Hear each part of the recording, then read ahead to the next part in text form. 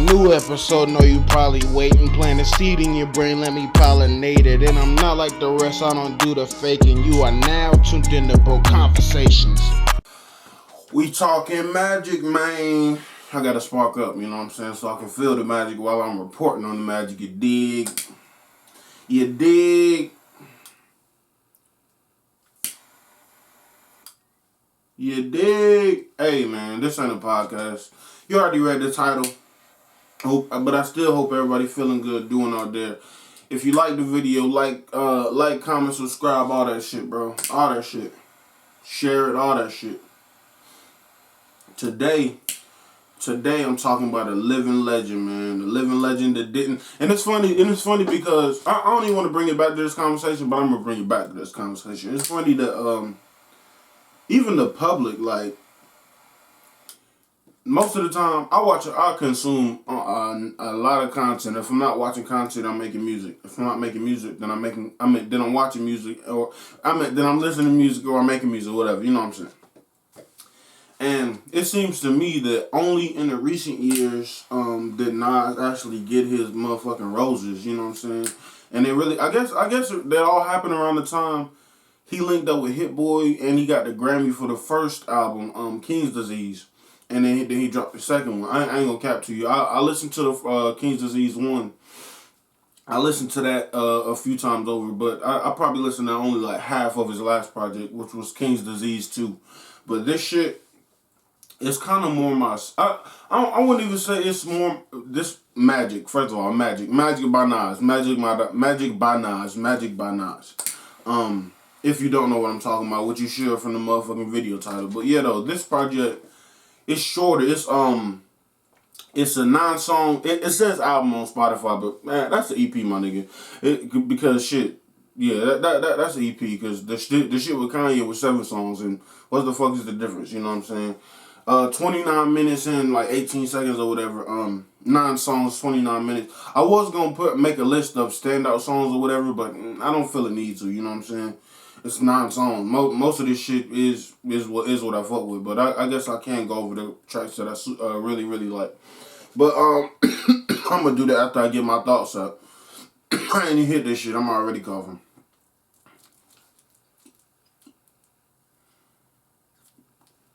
Make sure it's lit. Rolling the big thunks. Ain't no tobacco in this bitch. Praise God, Allah, halal. But one of the big things that I listened to this album twice, or to this EP/album, Magic by Nas, twice. I listened to a song or two before I even cut on the camera, you know, just to get a feel of it and shit like that. The first time I heard it, I guess for the fact that I don't have Nas in my rotation. I don't have Nas like, oh yeah, I'm throughout the year, I'm listening to Nas. Like, Nas is kind of like, I guess, I don't even think it's a bad thing. He's a novelty act. And what I mean by that is, if Nas decided not to make no more music and shit like that, he can literally just tour for the rest of his life off It Was Written, off Illmatic, Stillmatic and shit like he got certified hood classics. Well, I ain't even gonna say hood, certified classics. There we go. Nas got them certified classics, you feel me? And yeah, that's why I say he's a novelty act. And on top of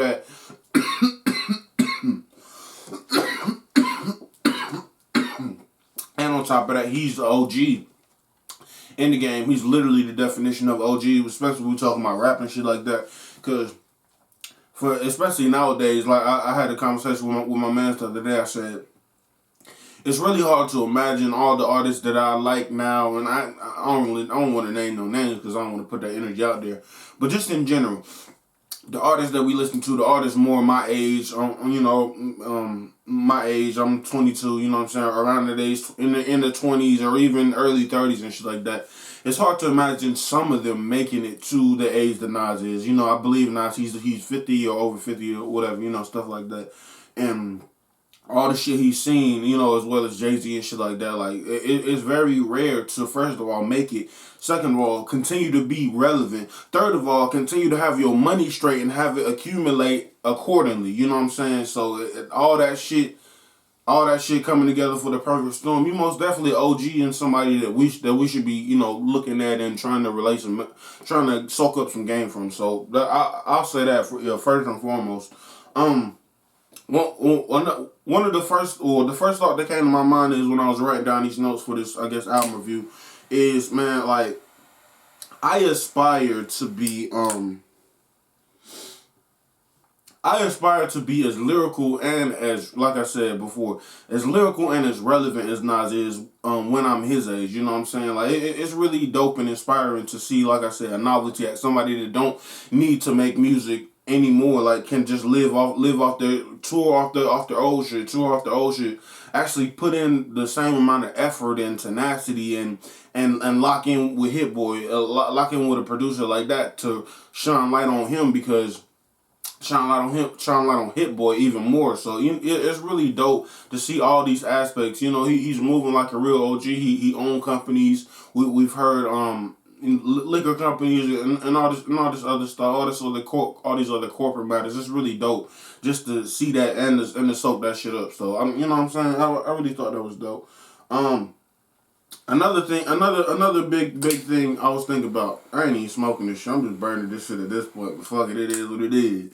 Keep the train rolling. Another thing is, man, hip hop drums, bro. That's something I realized. Like, when I'm picking a beat, it could be the most fire. A perfect beat to me is a soul sample, some nice ass hip hop drums, and a slower BPM. I don't want it to trap the fast shit. Just slower so I can get out more words, get more lyrical with my shit, and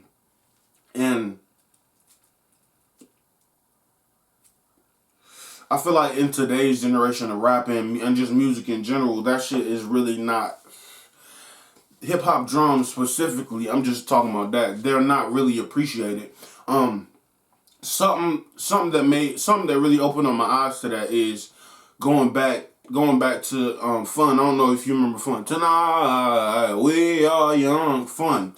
They was popping around like 2014, 2015 era, maybe a little bit earlier, whatever.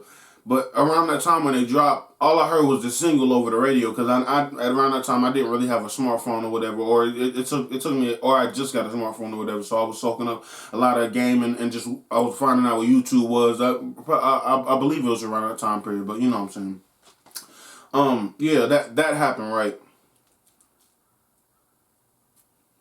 And as I actually analyzed the whole album, Some Nights by Fun, yeah, that's what I'm talking about. I actually went back and listened to it, the whole thing, all the way through, and I really, really, really like that album, because almost every beat they use hip hop drums. You know what I'm saying? They're using the naturalness of their voices and shit like that to just serenade you on the track, and the beat breakdowns and shit like that. And that's something that can make a song have a lot of replay value, or at least for me specifically. A song can be literally another song that come to mind, a Lost Boy by Jaden Smith. That's one of my favorite songs, because it's literally an experience. The song is like 7 to 8 minutes long, and it goes along with the fun shit the fun album I was talking about.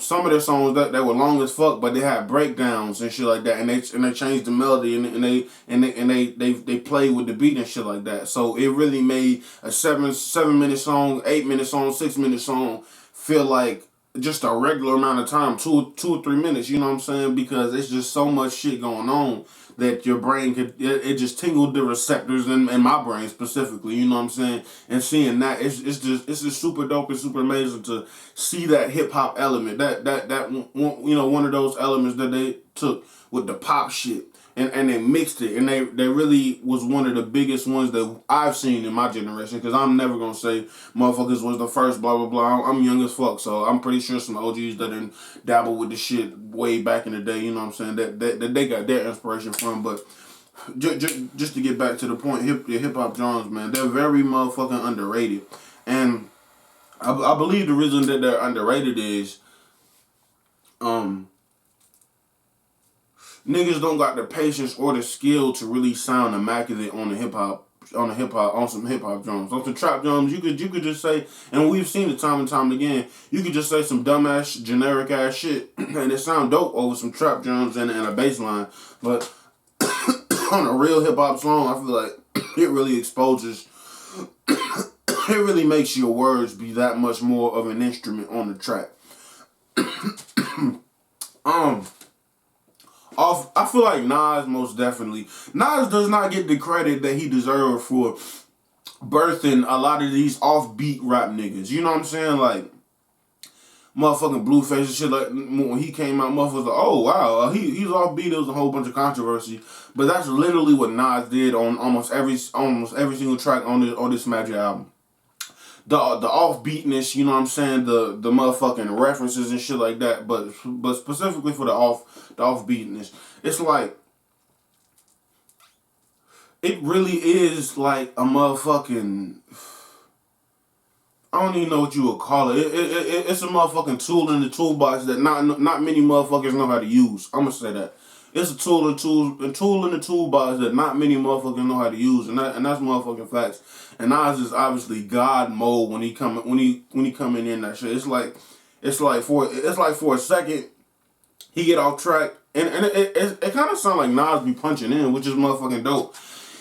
He made a reference about fucking freestyling and shit like that, not even using the pen or on one or a few of these songs. I thought that was motherfucking dope. You know what I'm saying? Because Nas has been, you know, with albums like It Was Written and blah blah blah, you know, stuff like that. I'm pretty sure he was heavy into the pen. It's dope to see, like I said, a legend be so motherfucking versatile and to be able to switch over and say, nah, I'm freestyling right now. I'm doing this right now. That's motherfucking dope. Also another thing I like about this album, which is almost about like every Nas album, but I don't give a fuck. I really appreciate it. I like that he's at such a high peak monetarily, fame-wise and shit like that. But he still speaks to and from the hood's perspective. I fucking love that. Like, he's the definition of not forgetting where you came from or you know what I'm saying? Like, even though he may not physically be at the old areas that he's at, he's still speaking for those people like he did on his first fucking album. And I really love him and appreciate that. Honestly, like, I really value that a lot. Another thing that he did that I like, he said a lot of his old fans that like I said, love him for his legacy shit, love him for his other shit. They complain about his new shit because they don't want to let a motherfucker grow, and that's how I feel like as an artist. If that ever happens to me, when that does happen to me, I don't want to say if. When that does happen to me, I feel like that's when I know I made it. That's when I know I made it, because that means that the people that like your early shit, that don't like your later shit, they were living in their glory years. That was literally the track life to their motherfucking life. And I feel like that's a great problem to deal with, a great problem to have. And just as an artist, you ain't got no choice but to keep on going, because if you go back to the old shit, they'll be like, oh, he bullshit, he trash, he only good on these type of beats or whatever. He can't switch it up and be versatile. He had one verse on this one feature on this entire Magic album, and it was Rocky. And I ain't gonna lie, I didn't know Rocky could get that motherfucking lyrical. I didn't know Rocky could get that motherfucking lyrical. Most of the time, like I said, Rocky he on some trap shit. He on some other shit. He don't really get too introspective, but he was low key talking about his relationship with Rihanna and shit like that. Talking about I guess the shit that's upper echelon, you know what I'm saying, and shit like that. But yeah, the Rocky verse, it surprised me because I didn't think Nas and Rocky would have that fucking close connection like that, and it also surprised me because I didn't think Rocky could get that motherfucking lyrical. The last thing I was thinking about is, before my goddamn camera died, I always do this shit, but it is what it is.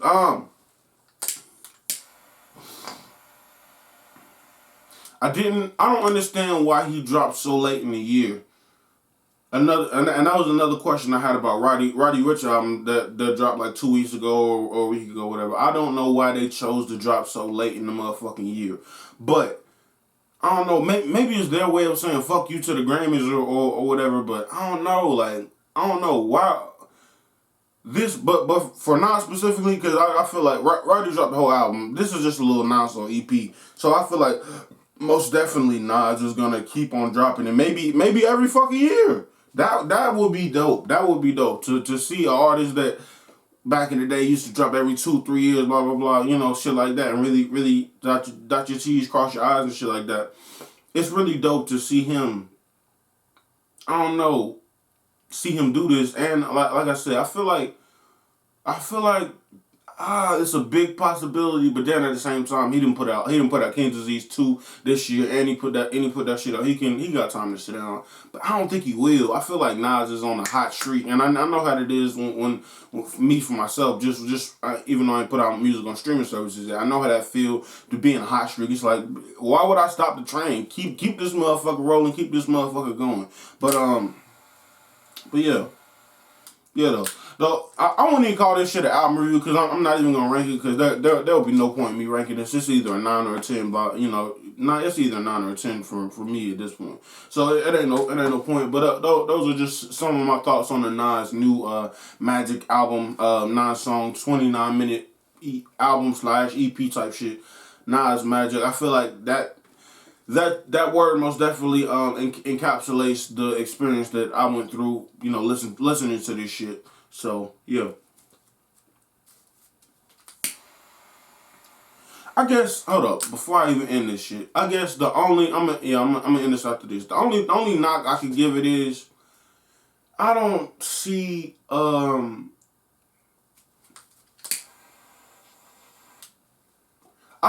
the name of it correlating with the content. I feel like that would maybe, if any knock, that would be the only knock. I feel like, yeah, he said magic on 2 or 3 songs. He said the words magic on 2 or 3 songs, but there was no theme. This was just a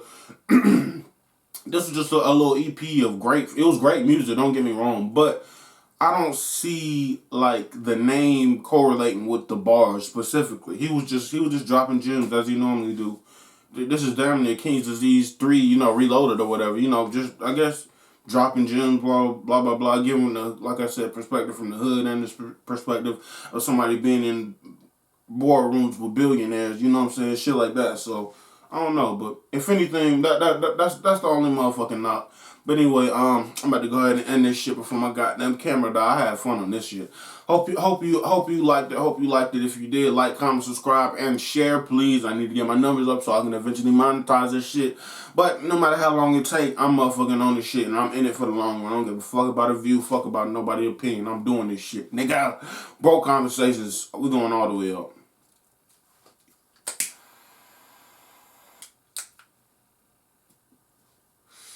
For a new episode, know you probably waiting. Plant a seed in your brain, let me pollinate it. And I'm not like the rest, I don't do the faking. You are now tuned into Bro Conversations.